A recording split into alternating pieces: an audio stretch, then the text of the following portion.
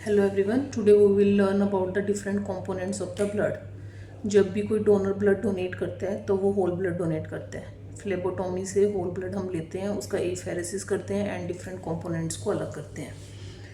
तो हम सारे कंपोनेंट्स के बारे में पढ़ेंगे, जैसे कि होल ब्लड क्या होता है, पीआरबीसी क्या होता है, कैसे रखना है, कैसे सब करना है उसके लिए। Whole blood, PRBC, platelets and FFP, और लास्ट वन इज क्रायोप्रेसिपिटेट। तो सबसे पहले हम देखते हैं होल ब्लड। जो होल ब्लड होता है वो हम पेशेंट से डायरेक्ट जो लेते हैं वो होल ब्लड होता है। उसमें प्लाज्मा एंड पीआरबीसी और प्लेटलेट सब कुछ होता है। तो होल ब्लड यूजली एक यूनिट उसकी 350 ml की होती है, जिसमें कि प्रिजर्वेटिव के लिए एंटीकोएगुलेंट हम ऐड करते हैं, दैट इज़ CDPA, जिसकी फुल फॉर्म है सिट्रेट डेक्सट्रोज फॉस्फेट एडेनिन। वो हम ऐड करते हैं 350 ml टोटल ब्लड में 49 ml CDPA ऐड होता है फॉर एंटीकोएगुलेशन। जो होल ब्लड होता है उसका हिमेटोक्रिट होता है 45% एंड उसको हम स्टोर करते हैं 2 to 6 डिग्री सेल्सियस पे, जिसकी उसकी शेल्फ लाइफ होती है 35 days, that is 5 weeks. Whole blood हम कब चढ़ाते हैं किसी पेशेंट को, इंडिकेशन क्या होती है होल ब्लड के लिए?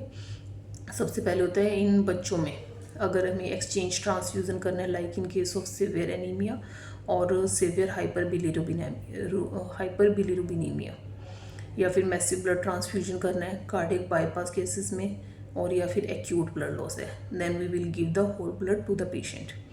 कॉन्ट्रा इंडिकेशन क्या है फॉर होल ब्लड ट्रांसफ्यूजन?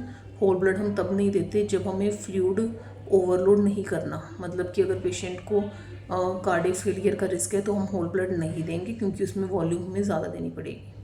तो इसलिए अगर क्रॉनिक एनीमी के पेशेंट तो होल ब्लड नहीं देते हैं, and in case of heart failure we will not give the whole blood.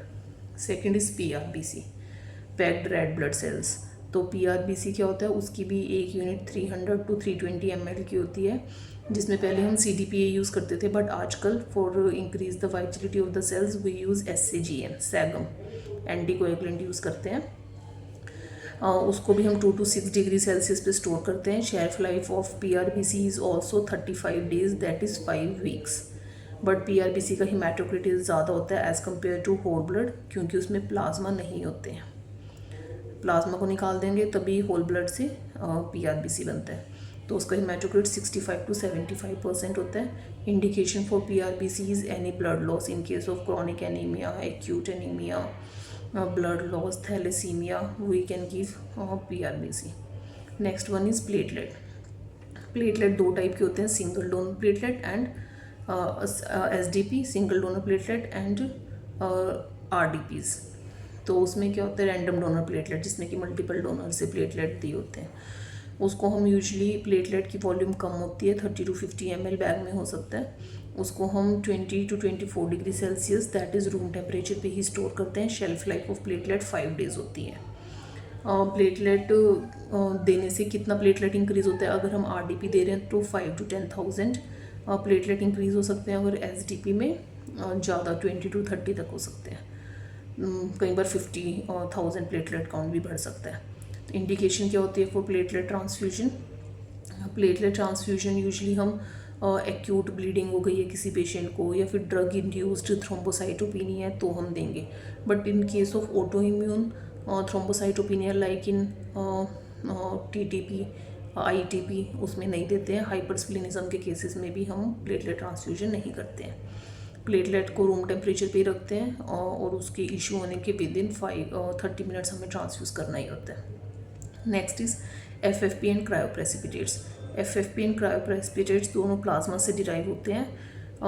दोनों में ही क्लोटिंग फैक्टर्स होते हैं, but cryoprecipitate is a concentrated form of FFP, ऐसे बोल सकते हैं।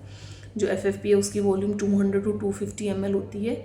उसमें mainly fibrinogen, clotting factors, protein S, protein C, immunoglobulins होते हैं। और हम किन पेशेंट्स में उसको हम क्या करते हैं, निकालने के with in 8 hours -40 to -50 degree पे फ्रीज़ कर लेते हैं।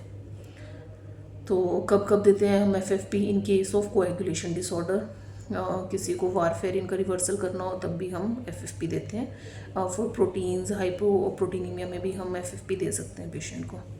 Last one is cryoprecipitate. Cryoprecipitate बनता है by the control thawing of the FFP।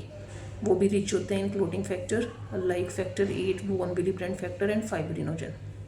उसकी वॉल्यूम कम होती है, 10 to 20 ml ही होता है क्रायोप्रेसिपिटेट। तो अगर किसी पेशेंट को क्लोटिंग फैक्टर की डेफिशिएंसी है और हम उसको फ्लूइड भी ज़्यादा नहीं दे सकते, FFP नहीं दे सकते, तो हम उसको ये क्रायोप्रेसिपिटेट देते हैं। उसमें क्या होता है, उसमें फाइब्रिनोजन होता है 150 to 300 मिलीग्राम एंड फैक्टर 8 होता है, और फैक्टर 8 होगा उसमें 80 to 120 यूनिट्स। और third one is von Willebrand factor, वो भी 80 to 120 यूनिट होता है।